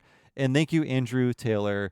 I guess we assume that pitch and putt was like a place with batting cages and like a driving range or a putting green or mini golf. But I guess pitch and putt specifically refers to this kind of a thing. Yeah, I had assumed pitch meant pitching machine, and so batting cages. But yes, several people weighed in with the pitching wedge stuff. So thanks, Andrew, among others, for that. Yeah, I guess when I grew up, these fun centers I went to a few times, they would always have like mini golf and batting cages and a driving range. So I just naturally assume, you can do these two activities together. And mostly it was like when I went to them, I would do 18 holes in the mini golf and have a good time. And then it's like, okay, arcade time now. And I don't look at anything else to do out of those two things. The other things are too close to real sports. And MathNet also says on that episode, backing up what others say about Geos, a typical small car in the 1960s had big engines and produced around 150 horsepower. The oil embargo and environmental laws of the 70s left car makers unprepared, and horsepower plummeted during the 1980s. With new technology, horsepower skyrocketed in the 2000s. There's a Prius now with over 200 horsepower. But even during the modest power era of 1994, the Geo was still a joke. Being an imported Suzuki, the 3-cylinder engine made less than 50 horsepower. The perfect white bread with a side of water for dipping car for Ned. In fairness, it looked like Maude had a pretty sweet classic station wagon, but Homer smashed it with the boat, forcing the family to squeeze into Ned's Geo. And we got a lot of Geo information because of our wrong assumptions. I thought it was an American car, but I guess not. Yeah, I didn't know we had so many geologists in our audience there. But yeah, I liked all of that coming out about the Geo explanation. Also, it was crazy then when we did this Homer Loves Flanders that like, since we did that one, I felt like 3 new things building off of the Homer in the Bushes meme happened since then. We can't stop it. But up next, we have My Big Fat Geek Wedding, and Henry has an apology he wants to tell the audience here. Yes, several people pointed out that, like, Henry, you're crazy for thinking pickleback shots is a sexual drink. That I could not find the thing. Maybe I imagined it. I swear I saw it on a list of things of like sexy drinks, because back shots is a dirty euphemism, and pickle. I know that pickleback means the flavor of pickle is within a shot from like Pickle Brine. I know that, but I still thought like back shots. It was getting something sneaky in there, but I rescind my suggestion. I thought I was being gaslit because I immediately thought, no, Henry is wrong. But then I thought, well, maybe I'm wrong. So I'm like frantically Googling. I'm like, no, I'm right. And the one thing I forgot is that when you want a beer chaser with your shot of whiskey or whatever, you'll say, I'll have a whiskey and a beer back. So blank back is the chaser for whatever hard liquor you're drinking. And I think it's the same thing as like, yes, back shots are a thing, but you can also order a cream pie at a pie place. I'm not going to be like, oh, you're disgusting, sir. That's true. You want what for your wife? A pearl necklace? Please leave. I guess it also sucks in current age. Like, I think there's 5 words that don't have some sexual meaning to it these days. Yeah. Everything means cum or penis, and we're stuck with it. I'm sorry. That's just the English language. So moving on, Silky PJ says, I think this episode is even worse than Codependence Day. While what happened to Homer and Marge was bad, it was always limited by the status quo to be fixed. However, Edna Seymour breaking apart because of Marge and Homer being actively awful and complaining nonstop. It sells out the characters a lot without good payoff to gags or jokes. This is why everyone under 40 hates I Hate My Wife comedy. Thank you, Silky PJ. Yes, it's hard to say, because this Codependence Day is like one of the worst times Homer was ever mean to Marge, or one of the cruelest he's ever been to Marge. But this breaks apart a couple I was rooting for and wanted the show to do more with. So they're really neck and neck for me. But I honestly feel like this is more iconic in terms of a missed opportunity or completely ruining something I was enjoying. Yeah, it's weird to compliment Codependence Day because it is such a low moment for Homer and Marge's relationship. But that episode is about Homer and Marge's relationship goes to an interesting new place at the beginning, because it's like, oh, they both like getting drunk together. Like, it seems like it's pulled from a real thing. Meanwhile, this one creates an Edna and Seymour problem that wasn't a problem before, was fully addressed, and then like tacks on at the very end a Marge and Homer thing that isn't very interesting and isn't well told. So you ruin two perfectly good jackets that way. Yeah, and I mean, I'm not a fan of the I Hate My Wife jokes, especially when they seem so pointed and personal. It's funny in Married with Children because the jokes are so broad and cartoonish. But here it feels like people are really grinding axes. And I've been party to I Hate My Wife humor from people I've been associated with. And I don't know what to say, because I feel like the way the conversation works is like, yeah, I'll be lucky if my wife lets me do this weekend. And then it's your turn to complain about your wife. But I feel like, well, I have no complaints. You should just say, oh, your wife sucks and you're a loser. That should be the follow-up. Like, oh, your wife sounds like a real asshole. And I'm sure they won't get mad at you then. It sounds like you guys don't ever communicate. It sounds like you got, that. The next time someone complains about their wife in front of you, just agree, yeah, your wife sucks. Yeah. And then see what happens next. Yeah, no, I think it's I understand. I can understand it as a release valve of marital tension earlier in life or in American, societal thing. But yeah, I mean, in the episode, just having the line of like, he's about to learn that everything he believes is wrong. It's like, well, that sounds like you don't talk to your wives very much. Yeah, the second you get married, it all changes. Oh, I mean, also, I hated that episode that Edna's like, oh, I'm finally going to land him. It's like, that's not how you've ever treated your relationship with Skinner. Yeah, it was like very sexually charged and loving, compassionate, not, I can't wait to castrate this bull. Now, I didn't say it on the episode, so I'll say it now. I see this problem beginning with Al Jean's first episode back when in Mom and Pop Art. That's where Edna keeps wanting him to propose and he's not doing it. And that's when that's when it began. Yeah, that's Al Jean driving his crowbar between Edna and Skinner, saying this should never have been. Why wasn't I guiding the ship?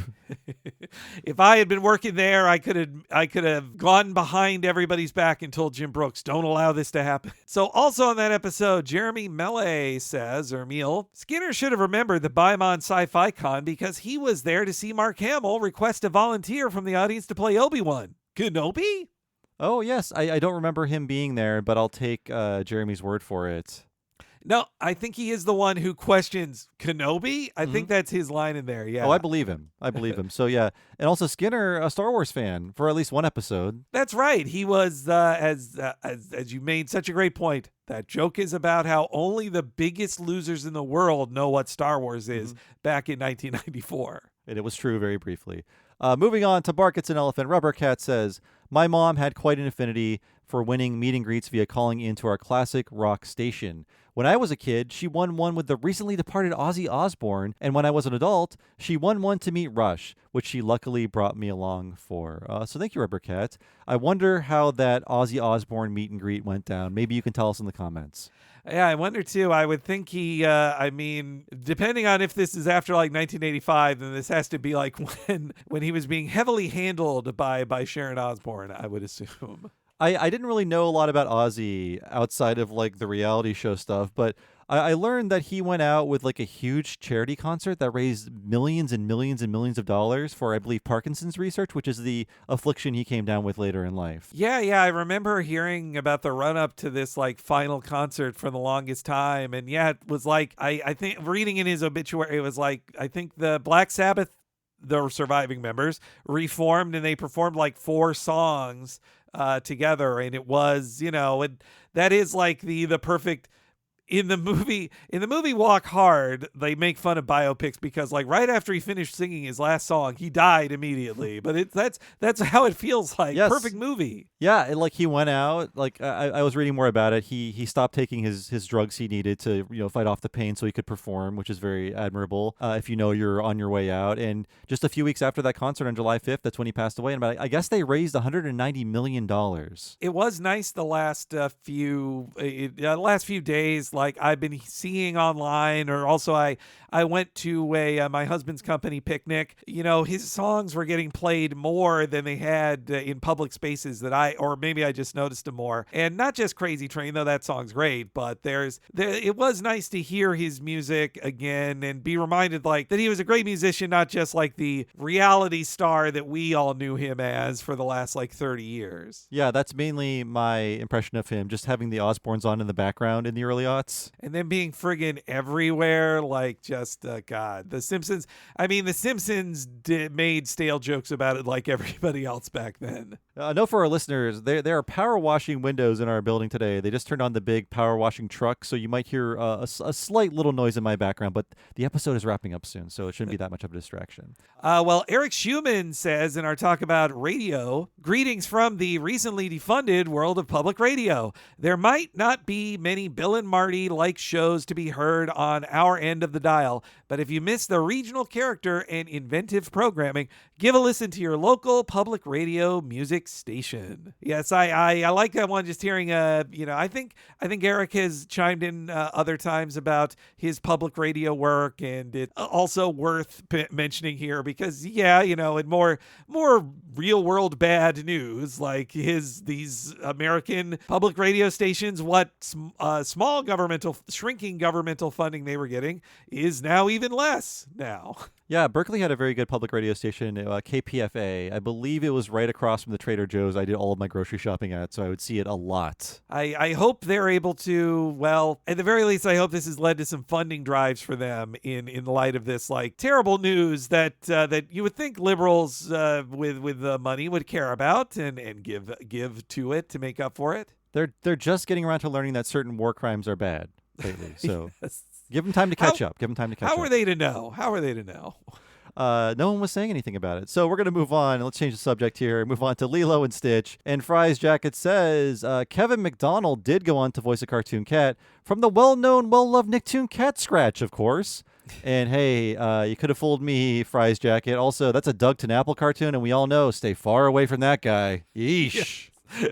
Yes, yeah, it's worth forgetting then. Yeah, too bad for Kevin McDonald. Another one of like that has to be. He was talking about in the interview then about a Nicktoon where he's like, oh yeah, the director had a huge fight with another actor. I'm like, I bet that was Doug TenNapel. Now that you mention it, yeah, not the most hinged man. in the world. And Ryan O'Reilly says about Lilo and Stitch, I'm surprised there was no, and look, normally I'd skip over an I'm surprised one, but I'm surprised there was no mention of the Stitch anime. It ran from 2008 to 2011 and was a sequel to the franchise produced by Madhouse, where Lilo grows up and Stitch actually moves to the island of Okinawa, teaming up with a new little girl after his destructive tendencies are restored. There's a ton of business about performing good deeds and meeting various yokai, as well as an episode where Stitch meets Lilo's daughter, who just happens to look identical to Lilo herself. You know, I knew about this and I thought about bringing it up, but it didn't seem super relevant. I don't think we even mentioned the Powerpuff Girls anime when we covered Powerpuff Girls. Oh, that's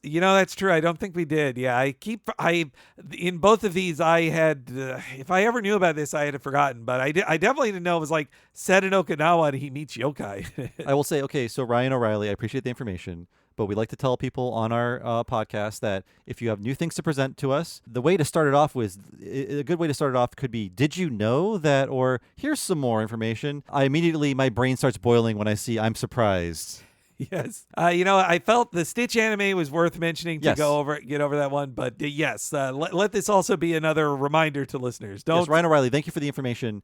I just will never want to see the phrase I'm surprised or I'm shocked starting off a comment ever again. Thank you. Moving on, we have Talking Futurama, The Silence of the Clamps. And you could tell nobody cared about this episode of Futurama because none of the comments were about it. Yes, yeah. Even though it's a funny episode. Yeah, they weren't talking about the clamps.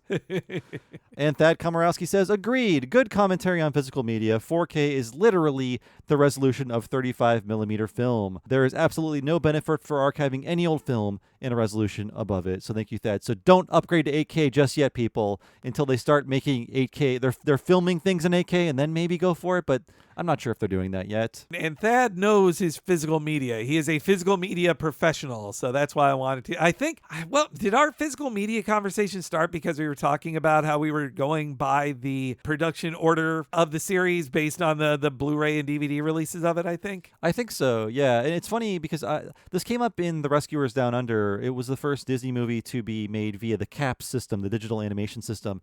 And CAPS, the resolution of CAPS is 2048 by 1234. So the max resolution that they're outputting is not even 4K on those movies. Man, so that 4K release of Lilo and Stitch, like, was that even a real 4K, or did they have to like upgrade it? I think technically that is 2K. Interesting, man. And maybe it's up-res to 4K. I don't know how it works, but I know CAPS doesn't exist anymore, but maybe CGI Disney movies were made at a higher resolution or output at a higher resolution afterwards. I've been thinking about this a little bit too, because local theaters around here, and this is in many places, major cities, there's new 4Ks of Akira Kurosawa films that are getting theatrical re-releases. I'm going to a few of them, but a couple are still in 2K, and they in their listings they have to put an asterisk of explaining like, well, this is why it's still 2K, or there isn't a better resolution of it out there. Like they need to let people know something isn't 4K now. Yeah, I don't know. I mean, if you're turning up your nose at 2K, a 2K restoration of an old movie, I'm like, come on, what are you expecting? We used to rent movies on VHS. When I'm watching Rashomon in even 2K, I'm like, I remember watching this on a 20-inch TV in a college classroom, like at the front of the classroom. Yeah, like local stations would show you the worst possible prints of movies and air them over broadcast signals. And also with terrible localizations in the case of like foreign films too. Then Cody C also says on that episode, interesting commentary on physical media. As I've been involved in film and TV, I have tried to get a physical release for most things I work on in any sort of extended capacity. It has gotten hard. Many films do not even release physically in the region I work, and if they do, they aren't cheap. It's just nice to have a record to say those long nights amounted to something that exists. Yeah, it really stinks that we can't get the new Futurama seasons on Blu-ray or DVD. I'm sure the new King of the Hill will not be on Blu-ray or DVD. And there's a lot of movies that aren't on Blu-ray or 4K. Like, I think one big movie that was a surprise hit that has not been released physically is the horror movie Barbarian. That never got a physical release, and you feel like anybody could have snapped that up and put out like a cool steelbook or just a bare bones 4K. But as far as I know, that never got a 4K, or if it did, it was very recently. That is wild, because you would think with horror films in particular, those are the harder core fans who want physical copies. Like that's just like anime. anime fans, honestly. Like, horror fans want to own a steelbook of any big movie. And that was I haven't seen Barbarians yet, but I had heard that seems like it was a big enough hit that you would make a profit selling physical copies of it to horror fans. Yeah, no physical release for Barbarian yet. I really recommend that movie. It was great. Oh, his Weapons is coming out soon, right? Yes, it's by sketch comedy legend Zach Kreger, and no, I'm not being ironic. I do enjoy The Whitest Kids You Know, although I will not promote Miss March, the movie he made with Trevor Moore, R.I.P. Moving on to Not in My Back Ho for Talking of the Hill, and Josh Flanagan says, never thought it before you guys mentioned the B-plot with Dale and Bill, but Hank and Hal's relationship kind of reads like the anti-joke version of Beavis and Butthead. Those two are a comedy duo where both characters are gag men, and Hank and Hal are an anti-comedy duo where they're both the straight men. Makes even more sense considering Hank carries on the Mr. Anderson voice. And yes, that is the part of the joke about when we see them together, like no one is saying anything, no one is wisecracking, they're both the straight men, although Hank thinks that Hal's a real wild card with his jokes. The shot of them like sitting, I think that you used very well as the art for the episode.